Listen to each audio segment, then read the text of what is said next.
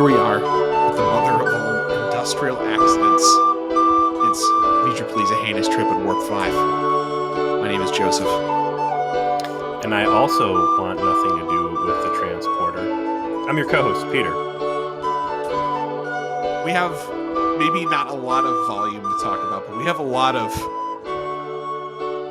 theories to unpack, some grudges to finally settle. We have an episode of Star Trek in front of us that I think embodies so many of our jokes over the last 4 years that I'm very excited to get into it. But before we do that, I want to do a bit. I want to see if we can actually get through one of these cards. V-bit. All right.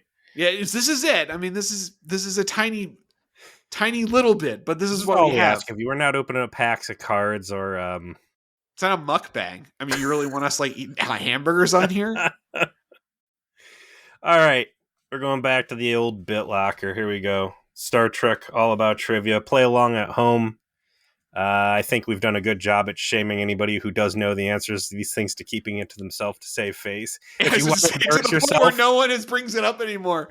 This bit has reached radio silence because everyone's like, "Oh, Joseph and Peter are just gonna make fun of me if I know the answer. He's gonna call me a nerd."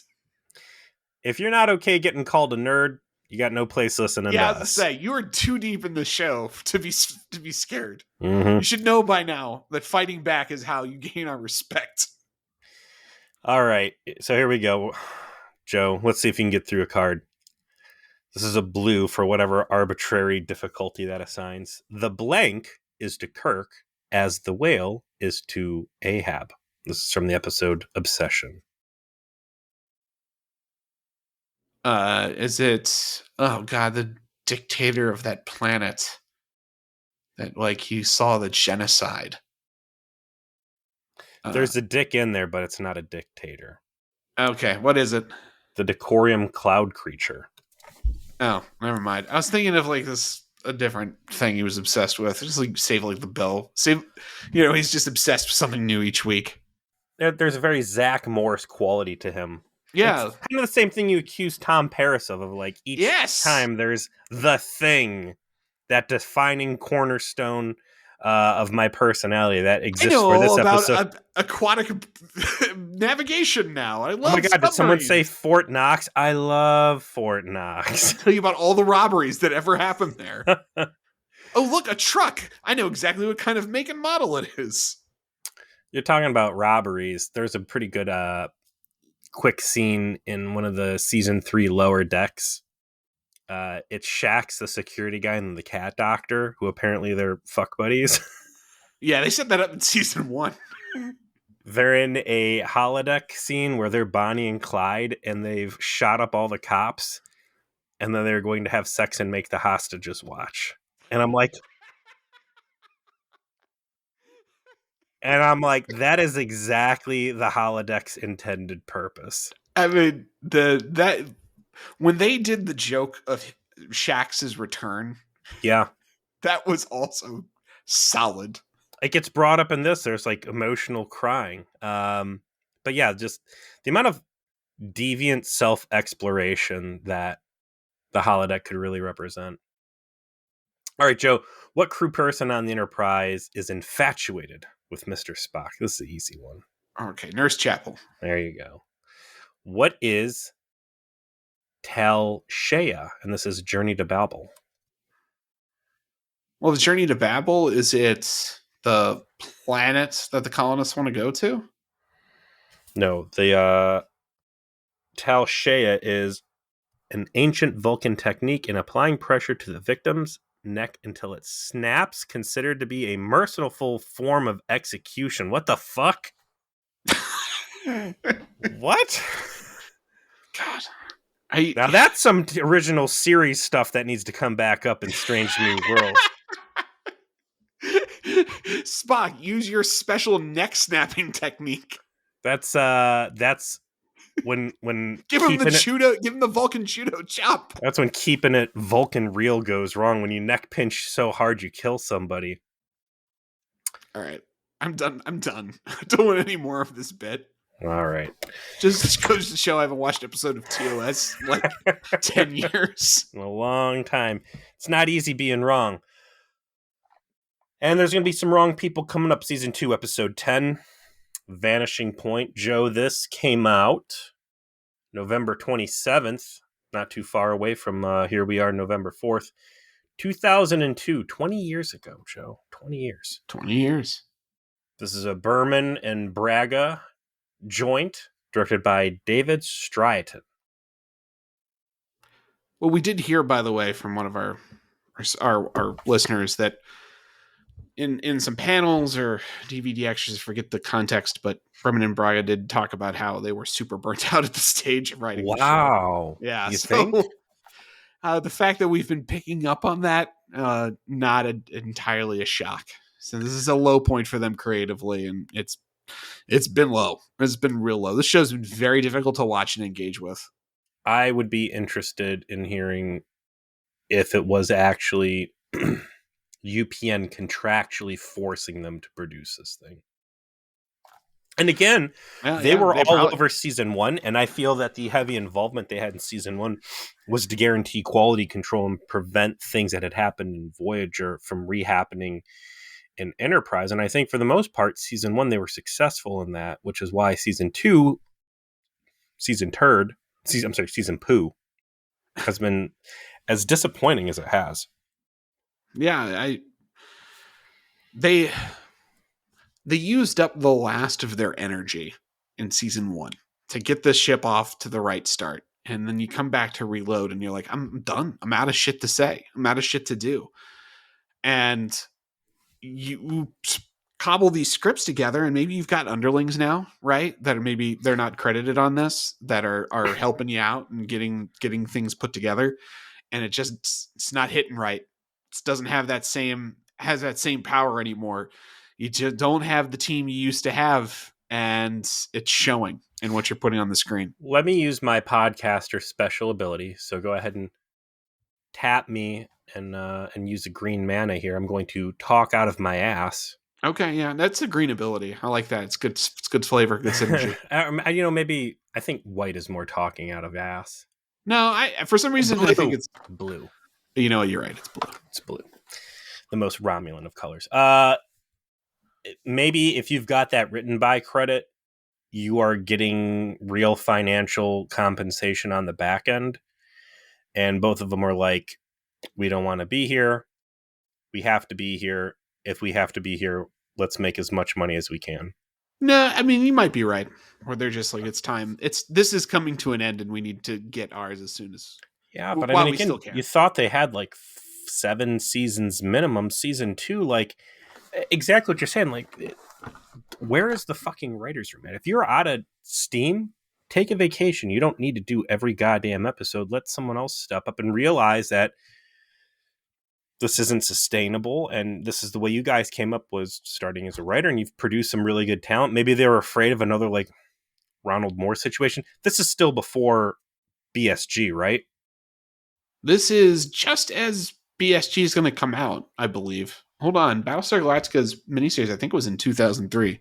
December 8th, 2003. So, yeah, Battlestar Galactica comes out while Enterprise is still on the air. Probably just barely, but they cross over. I mean, maybe the rift between them and Ronald Moore, was so bad that they were like, we've empowered people who have stabbed us in the back and are now doing things that make us jealous, and we need to maintain control and not create any more competition. I don't know. And also, Rick Berman barely wrote episodes of Star Trek for the first 3 shows. I don't think he did 5 episodes of TNG, 3 of DS9, and 8 of Voyager. He does 37 of Enterprise. It's got to be money. Yeah, like, he doesn't even seem like necessarily the guy you want in the writer's room 37 times as it is. Like, his Voyager episodes were Caretaker, Hope and Fear. He did Timeless, granted. Okay, so I think we're right that he could smell winners and got his name on there. And then Equinox Part 2, Fury. Maybe not so in that case. And Endgame.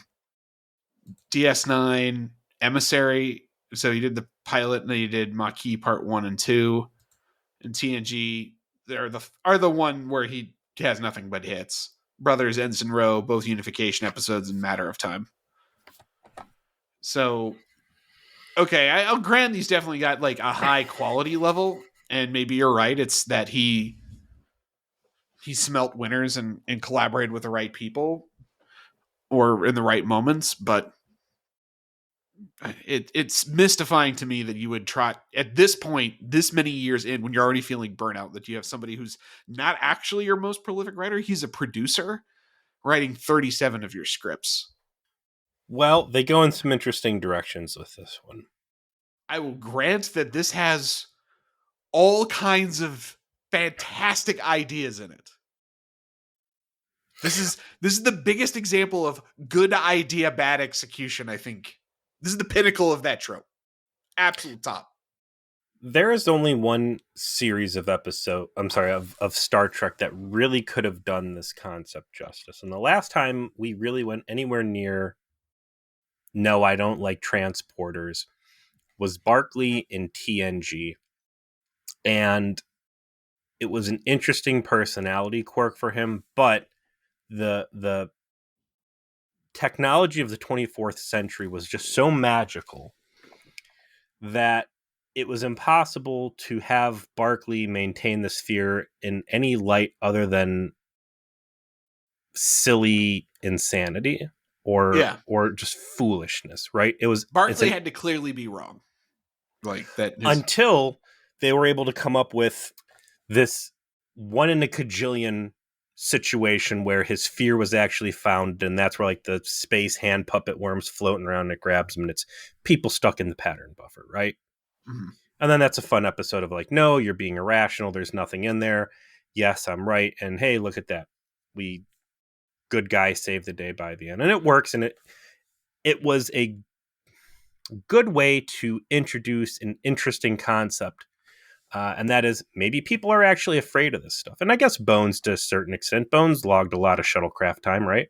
Yeah, he did not like the transporter. He was the first character to not trust having his atoms scrambled. But it was just kind of I'm a doctor and I don't trust the machine. I'm crotchety. I'm salty. Yeah, I'm old. I'm crotchety. I'm the old salt on the ship.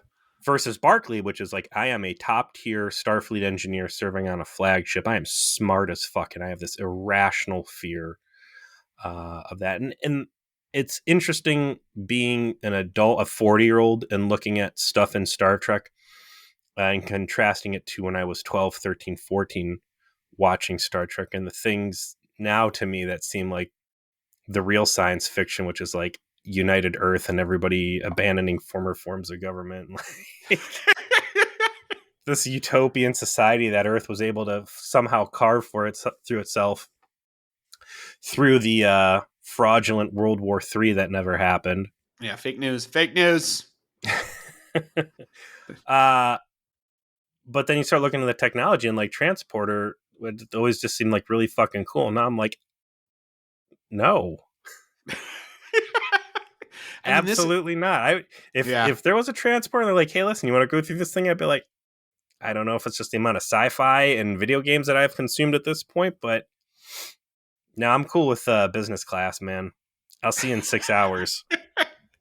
We have made tremendous sport of the concept of the transporter being a soul-sucking device as a proxy for shorthand for people in the know about the sentiment, right? Because this isn't a new revolutionary sentiment. This is something that Trek fans have been debating for as long as Star Trek has existed, right? We all heard this in our times with all of our friends that we talked about the show with when we were young. Believe it or not, I mean, I never really had these conversations until our Voyager podcast. Really? Mm-hmm. I would maybe it's just really in the gutter nerds like me. I had this conversation when I was in high school with my Trek friends. Like, what happens when you get transported? Are you the same person or are you a different person? You know? Right. That's a fair question to ask as a reasonable person. And again, what was it? Prestige? Was that the one with Hugh Jackman and Christian Bale, I think? Yes, it was. And then with the one And with the weird clone thing, yeah. yeah, and I mean that's what we're talking about here, right? And so we've had this shorthand of the soul destroying machine. And this is almost that, right? Of something has happened to Hoshi that has disembodied her spirit and she is fighting to regain her form. That is where the episode positions itself, and then almost as a horrifying twist at the end says no. This terrible experience you just had, where your very being was dissipating into the cosmos, was just 2 seconds of your overactive subconscious as your molecules were rebuilt from scratch.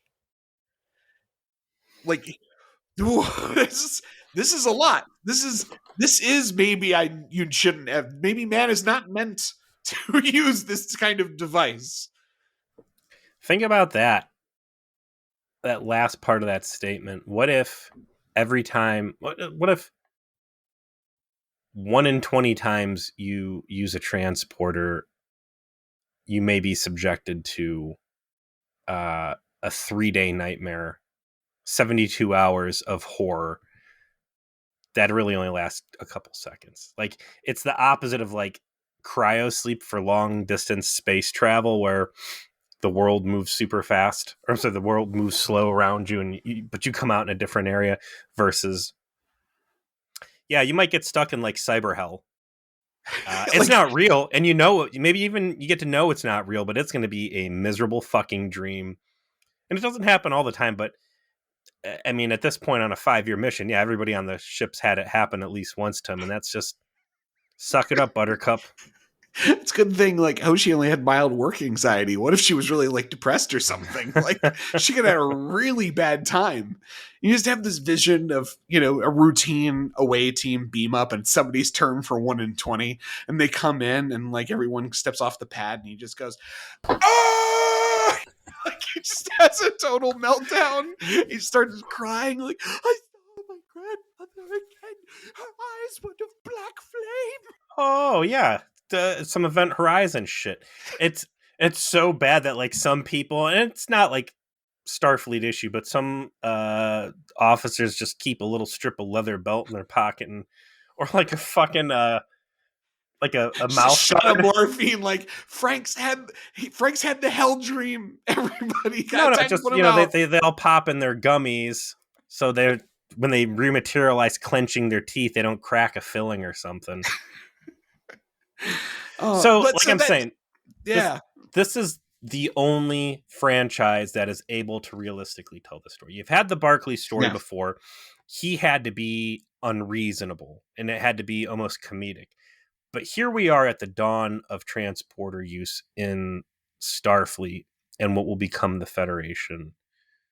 As best I can tell, among the friendly races that are dealing with Earth, the Noblians or whatever, it seems to me like Earth is the only people who have this technology. We've seen the Klingons use it. We saw the AI dead stop truck stop use it. And past that, I don't know if we've really seen anybody else with transporters. I mean, I presume the Vulcans have it. Do they? I think so. If they didn't develop it in house, then they would have had to have acquired the technology from the humans prior to Enterprise launching. It would be unreasonable. Yeah. I don't think there's. Yeah, I think you're right. Yeah. So I would say I would not be surprised if Vulcan already had it. And that's really what's missing here is any sort of usable dialogue from T'Pol one way or the other through this episode. There's no discussion really about the overall adaptation of the use of the transporter, merely that it's new to humans overall. So here's what I would propose. Just off the top, what would I have done different in this? I would have taken the saboteur subplot in this and I would have discarded it. And I'd say if there's any episode of Star Trek that could have been a no action, low stakes, budget saving bottle,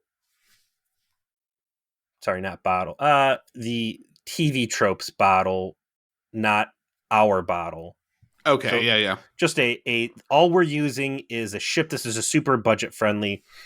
Would be uh, Hoshi's problems, Hoshi feeling like she's off, and just a long episode of people discussing their thoughts on the transporter and maybe even like the other surrounding, Warp 5 and what's happening in Starfleet as the space program is rapidly evolving. I think this would have been a really good slice of life, what are people thinking character development episode that specifically addresses, are we real people after we transport? I don't even mind them doing a full episode on this because there's so much storytelling potential that they've not unlocked with the overall apprehension of some technology as radical as a molecular transporter used on a human. And they mention in the episode that Reed's used it twice and the captain's used it once, and you could kind of lean into them still really kind of processing, or if they are, like maybe Archer's like, no, that's fine, or whatever. They could have done the whole thing about the episode really playing into their continuity, focusing on this as a story concept, and then have some element of the plot be about Hoshi having some kind of experience with it, whether it's something much like this, exactly like this, similar to this, vastly different, I don't know. But this ends up just kind of running out of steam in too many spots. Like it can't deliver on its amazing idea because too much of it ends up with just Hoshi making a very sad face in the background or in the middle distance, observing, people being sad about her. And it's like, I don't know Yeah, how much I care about this. because the flaw for me in this episode is they turn it into, what was the Geordie LaForge, Ro Laren, Romulan State of interphasic flux. state of flux. They turn it into that.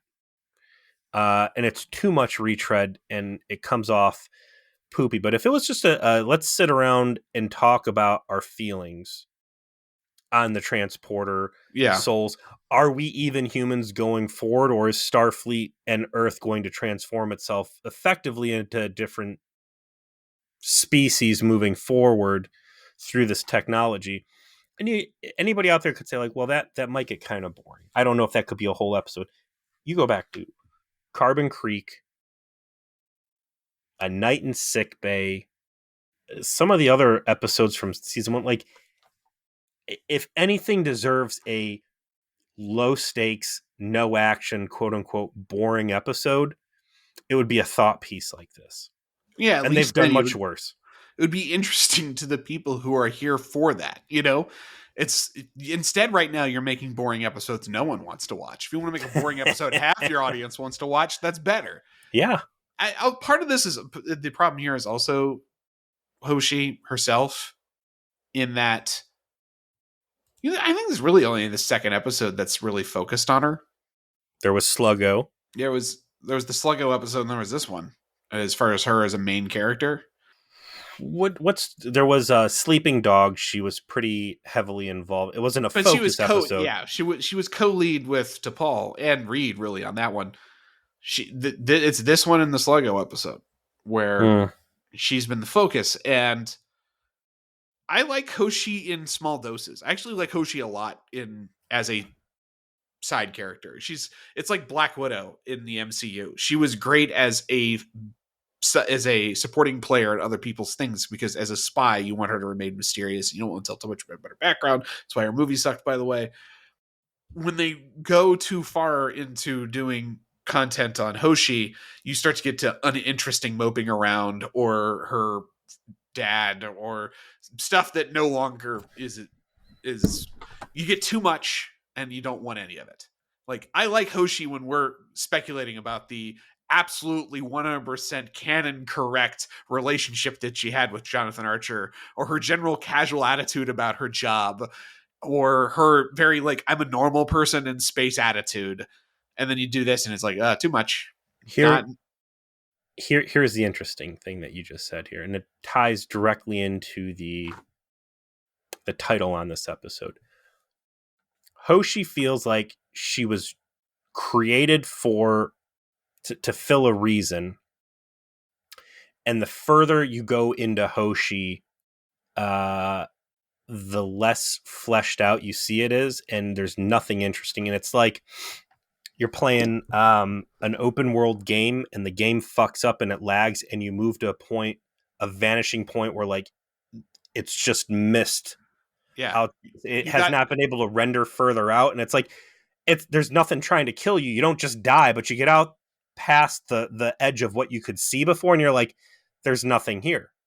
yeah, Hoshi only exists in this small area around these other characters, and because she's just too normal. I got parents. I don't have a tragic back. She's the complete antithesis of like a Strange discovery New World. character, or Yeah, just she's the antithesis of a Strange New Worlds character. yeah, It's actually correct. She has a short draw distance. that's a draw distance. What I'm looking for. Yeah, like I probably used to sleep with Jonathan Archer. I'm a teacher. I freak out when I'm on alien vessels, and I'm trying my best. And also, I have a Omega level mutant power where I can just fucking talk alien language after 4 words, and that's it. Oh, and also, you know, I know how to make a mean bowl of ramen soup. She is too normal. You made her. If there's nothing compelling going on in her backstory, then we don't need an episode that explores people's feelings about her or her backstory. It's kind of mean to say you made this character too normal, and so it just becomes very boring and unengaging to watch an episode about her, but that's really what the problem is. It's not that she's too normal while also being nice. If Yeah. she was bitchy, or she had some sort of a personality quirk, then you could at least cling to that. But it's oatmeal. It's not bad, but it's not great. But okay, cool. It's breakfast. So we're gonna open up in this scene in our old friend the caves. It's true. We haven't seen the Caves of Hell in some time. The caves this time have been dressed up like Legends of the Hidden Temple. Gotta love when Olmec's there to provide a little texture to the world they're on. It's her and Trip exploring some very styrofoamy ruins that were clearly put in by props 20 minutes before. And while they're in this cable access level set, there's unfortunately not one but 2 uber thunder radiation thunderstorms that apparently no one saw coming, and rather than being able to take their shuttlecraft back up, they're going to have to do the dreaded beam out. Yeah, first of all, you skipped right over Trip's much smaller than the EMH's digital camera, which was funny to see. But they're like oohing and eyeing over these runes, and they're in stone runes that have clearly been there for like centuries and centuries and centuries, and they look just fine. And we get like this Jurassic Park, like, the storm's not veering off course. This is going to be a problem. You guys better get to the shuttle. But then T'Pol's like, Captain, it's worse than we thought. There's not one storm. There's 2 storms. And the second secret surprise storm is pushing the first storm even faster. They'll never get there in time. And they're like, oh, golly willikers. Gosh, golly willikers, we're gonna have to use the transporter. And Hoshi's like, no, listen, we're over here down here. Like, the storm's basically like a nuclear bunker. This is like vault tech. I think we're gonna be fine. No, Hoshi, there's lightning in the storms. The lightning's gonna get you. She's like, well, I don't really want to do this.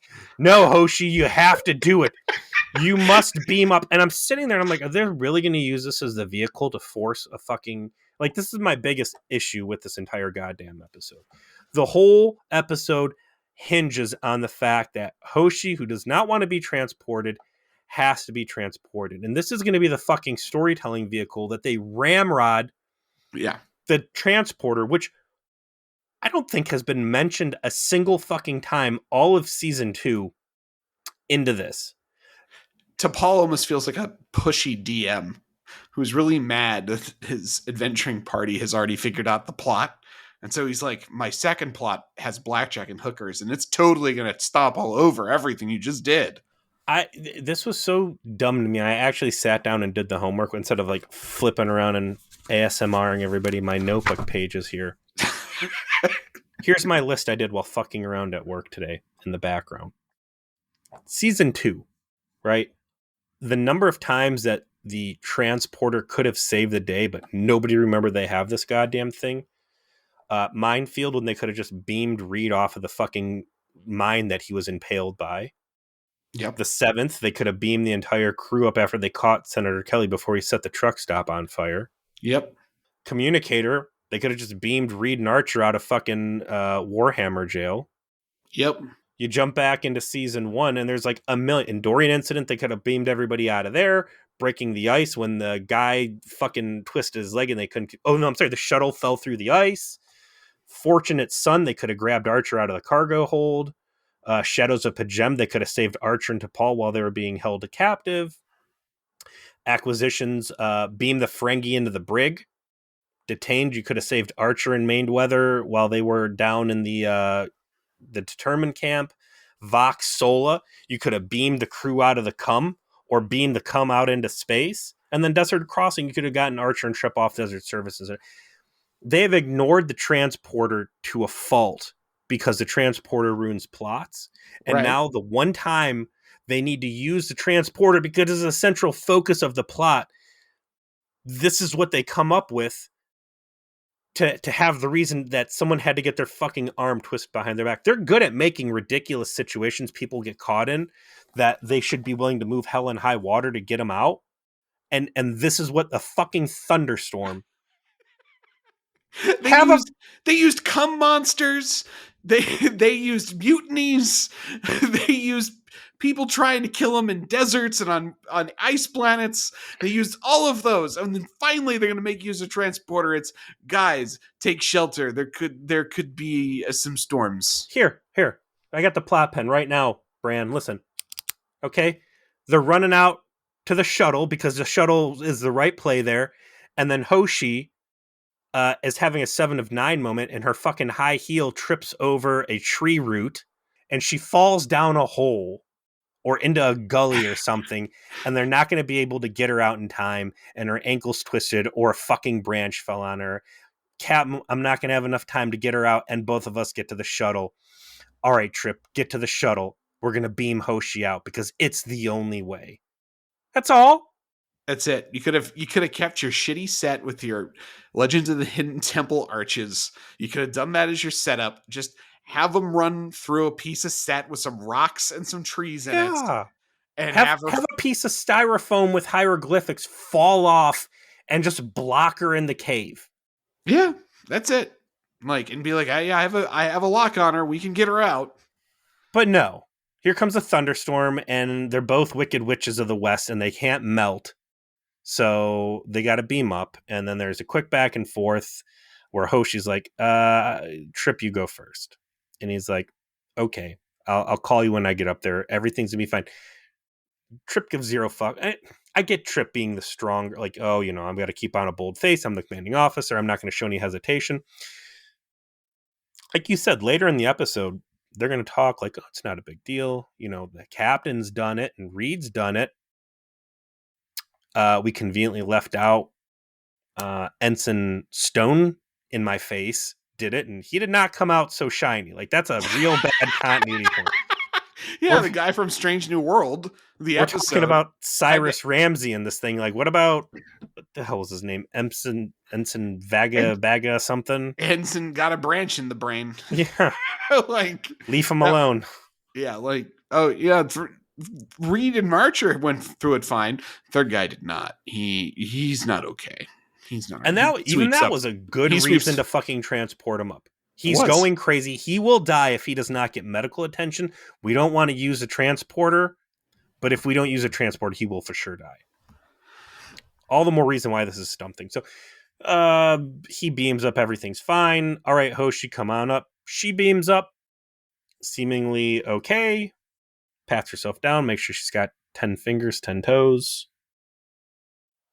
The rest of the episode is constructed, as we will later find out, and as we've already mentioned, as Hoshi's subconscious dream sequence is really the way to describe this. None of these events occur. This is all in her head, essentially. And this is happening as a her subconscious is being bound back together in the beaming process because the beaming process isn't narrow enough such that it comes together fast enough that her neural activity has to occupy itself, and it decides to do this. That's really what the plot is. And we are subject to Hoshi's inner Hoshi's bad day at work. Hoshi's anxieties about being ignored or disrespected by her friends and colleagues, and not missed necessarily, or not being vital is a better way to put it, because you see her reflection of how she wishes Archer would respond to her being gone, and Tucker, and it's a lot of like mournful miss you type of stuff, which is what she would like. At the same time, she's becoming transparent. People can't see her. They keep trying to tell her to go to sleep, go away, go back to your quarters. We don't need you. There's a lot of projecting of a certain psychological disposition that this episode then attempts to apply. It doesn't work in that capacity because as soon as things start going wrong, I think it's just blatantly obvious that this is all bullshit. Yeah, they don't do a good job of hiding that this is a fugazi. The cool part of the episode is the mess hall where everybody's sitting around and she comes in and starts really voicing her concerns with what's going on. There's the discussion of Cyrus Ramsey, who is a figment of her imagination, but that was the first real casualty of long-distance transporter accidents, which kind of sad. That's a bullshit theoretical in this, because someone had to fucking die along the way doing these things. You've got the Star Trek, was it motion picture, right? There's the transporter accident. Yeah, right at the beginning, it kills the would have been science officer. So, if you're having fucking deaths on Kirk's Enterprise, shit back here, it's not unreasonable to think that there's more than a few oopses on whoever created this thing's hands. But that's interesting. Welcome to the club. I liked that concept of the transporter club, right? And again, Reed, Archer. They don't really mention also that Reed has been transported by two separate types of transporters: the Starfleet transporter and then Murder Station 1, a Death Stop, Truck Stop. Again, no mention. What's his name? Can you pull that up on? Can we give credit to Ensign Leaf Face where credit is due? I'll try to find Ensign Leaf Face while you continue. Her conversations with Phlox, because she instantly knows that something's wrong. I don't feel right, and Phlox kind of, I'll take a scan here, I'll take a scan there. Her concrete evidence that, like, no, this did not put me back together the right way. Like, I had a fucking birthmark and it was a centimeter higher than it is now. Like, how much would that fuck with you? Yeah, if you really noticed and you're like, that's not right. By the way, Ensign Leaf Face is Ensign Blazkowicz? Novacek. Novacek, yes. Novacek. That's right. Sounds like a Cleveland football player. It does. Approximately in the year 1987. Yeah. Like that is when Novacek played for the Browns, Yeah, under Kozer. Like what if you like went through a transporter cycle and one nipple is higher than the other nipple now? Uh-oh. Right? But and also it's too, not okay. If you've got birthmarks moving around, I'm like, okay, well, flip side, could you do like light cosmetic surgery every time you go through? Like, hey, transporter chief, when you put me down, like, I got the skin tag in my armpit. Could that go away? Even though Hoshi gets the rest of the day off because Archer sees that she's not exactly on her A game, she wakes up at 3 hours late for a shift the next day. Yeah. So classic fear, right? Sleeping in late to your job. And so she does. She gets called to the bridge because there's an emergency. T'Pol throughout the sequence is very dismissive of her in a fashion that is reminiscent of the, was it Sleeping Dogs era? Yes. And she comes to the bridge and she's expecting to be dressed down. Archer doesn't dress her down. And she fails to communicate with the aliens that are supposed to be on the surface that have captured Trip and Mayweather. And so she tries to communicate with them with the universal translator, fails, tries to speak their language, fails, is told, you're no longer necessary, you can leave, and some It's random... not your fault. Yeah, it's a lot of patronizing from Archer, which, jokes aside, I think does continue to cement their relationship being far more complex than you're just the best person and I wanted you to have on this, have you on this. Like, Archer is not mean to her at all over the course of this dream sequence. He is patronizing and intimate with her in a way he's not with others, but not negative. I think that it's Scott Bakula's performance specifically that really cemented me in this scene that this is a bullshit fantasy scene. Like, yeah, T'Pol's overly harsh and it's uncharacteristic, and part of me was like, well, I would be able to look past this because I've been desensitized by 7 years of Voyager where interpersonal relationships 9 times out of 10 don't carry on into the next episode. So like T'Pol just being a mean robot lady doesn't really stand out as a showstopper, but it's just something about Bakula has a hard time selling fantasy scenes. If it is not the real go and it's a hallucination or some sort of trick or an alternate reality or whatever, Archer's performance always sticks out like a sore thumb. I also wonder if, honestly, do you think that the audience maybe was intended to pick up very early that this is fake? I wonder if the purpose really was deception as I reflect on it. It seems so obvious that, like, well, maybe that was the intention, was that... Then what's the point of the hijackers then? Is like, Hosh... Well, yeah, it's like, well, are the hijackers... Like, there's something going alien on. Influencers? Like, yeah. Like, let's say that we're going to do this where the audience is supposed to know immediately, which again, I didn't know what's going to happen here. And I immediately, as soon as she woke up and she was 3 hours late for a shift and no one had come and woke her up, like if it was someone banging on her door, like, hey, you're 15 minutes late for the shift and we've got a hostage situation, I could buy that. 3 hours into a fucking shift and now you got T'Pol busting your balls. That's stupid. The fact that she can't get anything right on the bridge, that Archer, again, Scott Bakula's performance, like it's too much. And if you're going to go that direction and the audience is supposed to know, and you're going to reuse a TNG episode, make it the Crusher's going crazy in the static warp bubble and people are disappearing until she's the only member on the crew, right? Go that way where she has to escape from this vanishing point hell. You could even go the route of they try to beam her out and then there are aliens down there and they have intercepted her and they have her in like a simulation. Sure. You know, because they've picked her off. Another good TNG episode where Riker gets kidnapped by the Romulans. Or he gets kidnapped by the kid who like creates the pretending to be Romulans. Pretending to be Romulans. Like, you could do a story like that if you're gonna, again, like you said, if you're ripping people off, rip them off, right? Mm-hmm. Where you use the same tropes and use the same things, but also don't have it just be, oh, that's just accidentally the hell we put everyone through. Oopsie daisies. Maybe we should change how quickly the pattern comes together so people don't have hell dreams. I mean, that's funny in a meme way, specifically for us, because again, we were 4 years ago, we figured out the soul-sucking device. Sure. But it's not as compelling as a complete story.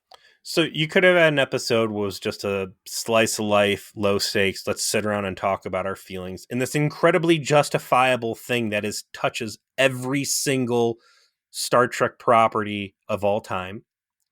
You could have had a really good mindfuck episode where am I going crazy? Basically a space madness. And I think if there's a reason for a space madness episode, it's sorry, the fucking transporter wasn't calibrated right. And instead they go with this under siege goofy alien plot, which is not going to be real, and it just feels silly. And then they start moving into this, like, what is it? Christmas story subplot where she gets to see everybody mourning her passing and this and that. But Yeah, like it, and then it makes the hard pivot from interesting technological horror story ideas to let's do a character, let's have everyone unpack their feelings about the most normal person on the ship, and it's going to be, we're sad that they're gone. And but we need to keep the crowd's attention, so let's put her in the most 90s sporty spite outfit ever, where she's going to be spending the majority of the episode in jogging pants and a sports bra that shows her midriff, just because. this is exactly what happens. They wait until she's going to go, quote, work out, and now she's showing her toned stomach with her almost down her ass sweatpants and crop top and white sneakers. The exercise ball that they had tripping, that spinny gyrosphere or whatever. Mm-hmm. That's like come back around. That's a thing people use again. I had a neighbor that lived on our street. He had one of those attached to a trailer, and he would go to like the fair and stuff, and you treat it like a ride for people to spin around in. Yeah, now people own them unironically. People like to hang upside down a lot for health reasons, I think. Spinal decompression. Yeah, isn't it like a Joe Rogan thing, I guess? Oh, like you what got people on that? Point? What isn't at this point? But so, the plot in a nutshell there is that she doesn't feel like she's been put back together right. Nobody believes her. She keeps having these concrete evidence moments where water is going through her in the shower. She can't push buttons. Her hands going through stuff, but it's always like happens the second after someone turns their back or walks out of the room, which is also a storytelling device, which is just fucking infuriating to watch. Like, it happening one time is one thing. It happening consistently throughout the entire episode, it's just a waste of the viewer's time, I think. We have the weird catalyst part of the plot, which is Hoshi imagining these aliens setting up bombs on the ship, which is supposed to be like the igniting incident for us to wrap this up. We got to do something where our focus character has agency in the plot, right? Like that's the idea. Okay, we need to create agency in this weird construct we've created. And the agency is going to be, she's trying to foil a plot to blow up the ship. Okay. All right. I'm following. And so she's like using her intangibility to fuck with electricity. Okay. Following. This is going to lead somewhere. We're going to finally figure out what's going on. And then she uses a metaphorical transporter within the dream sequence to conclude her dream sequence. And that's the end.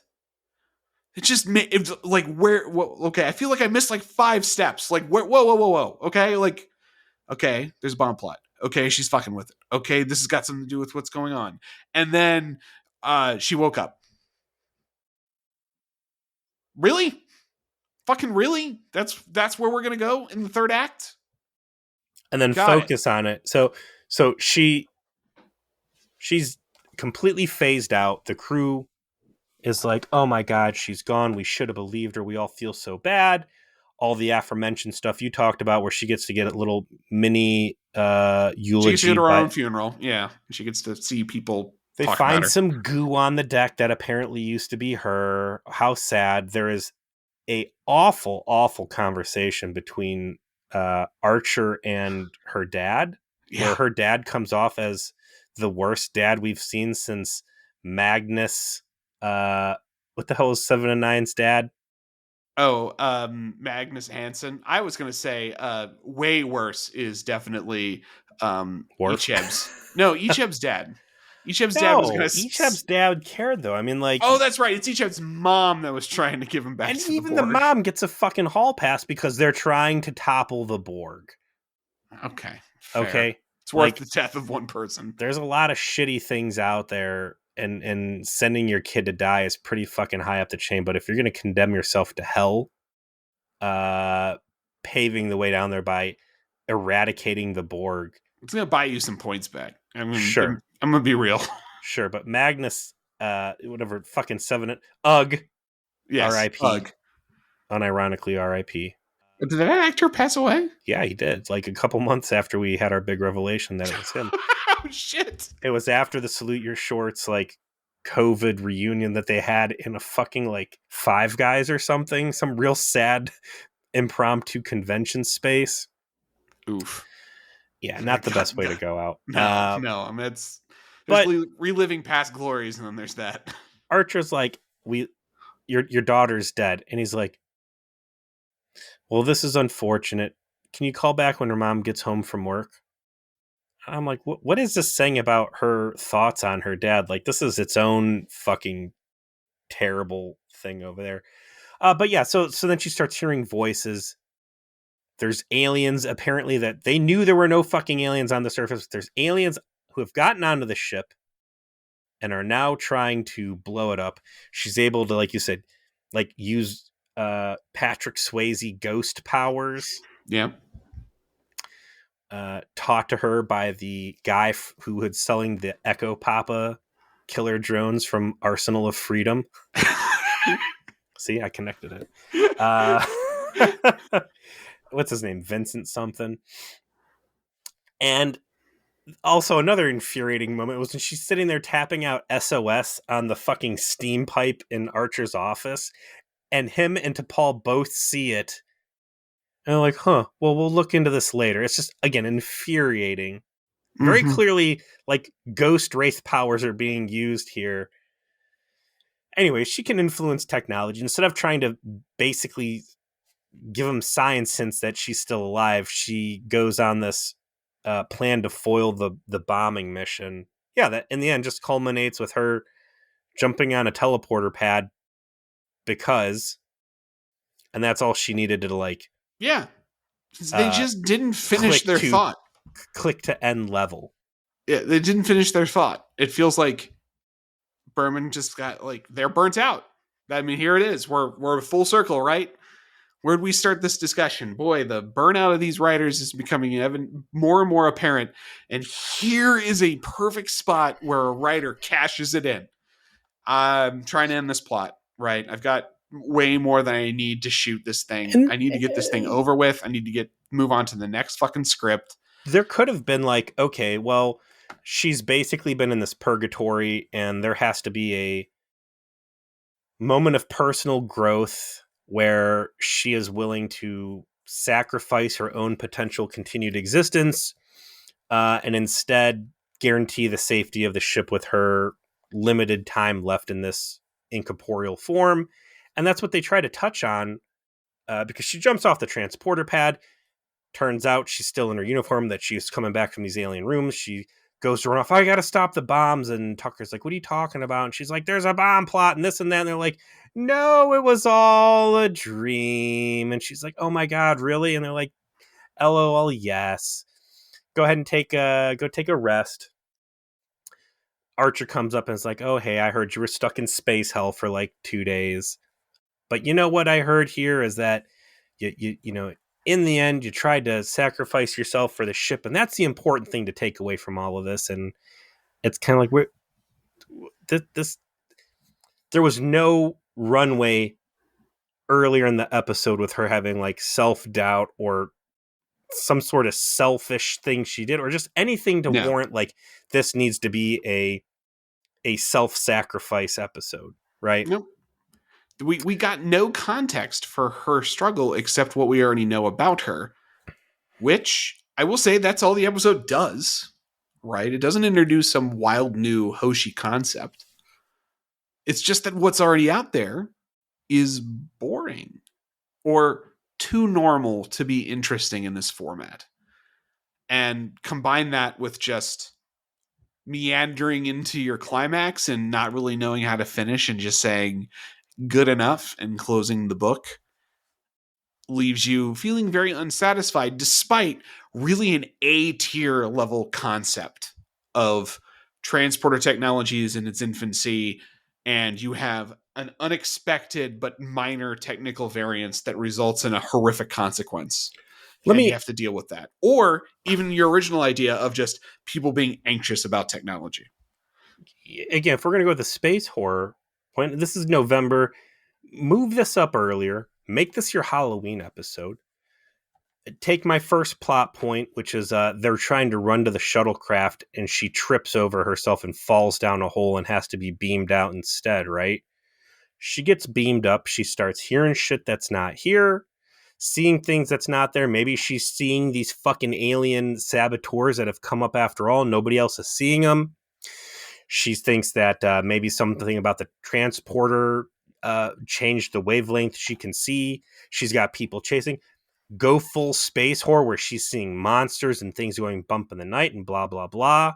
And then we find out that finally, after enough scans, yeah, the transporter did put her off wrong. She's 0.006 off on the phase variance.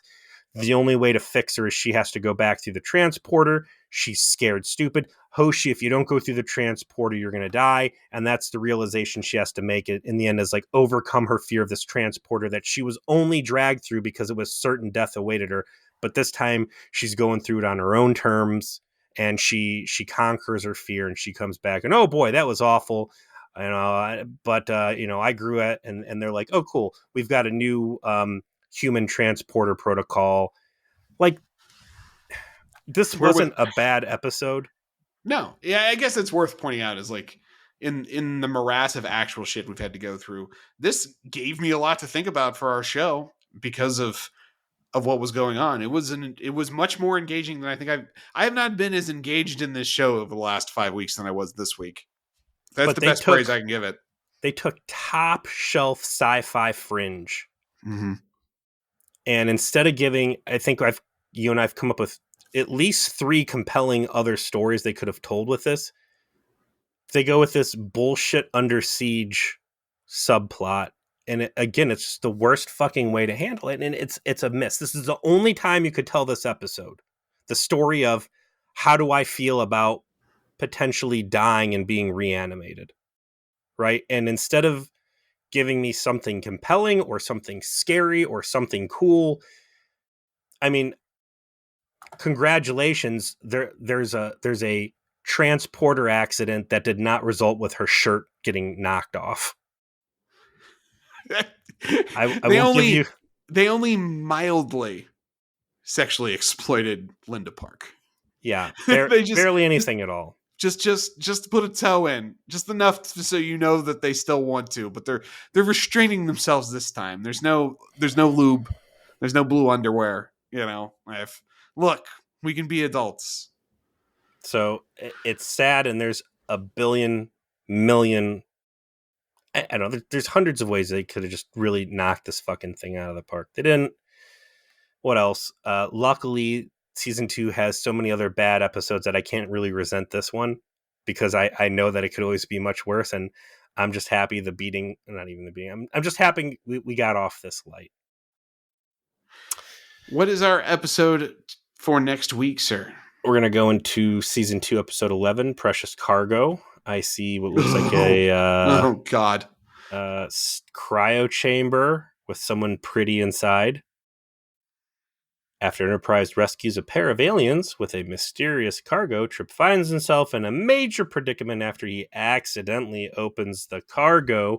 Are they going to introduce a new antagonistic species that would make the fucking, oh god, what are the Klingasians called? The Vaudoir pale in comparison?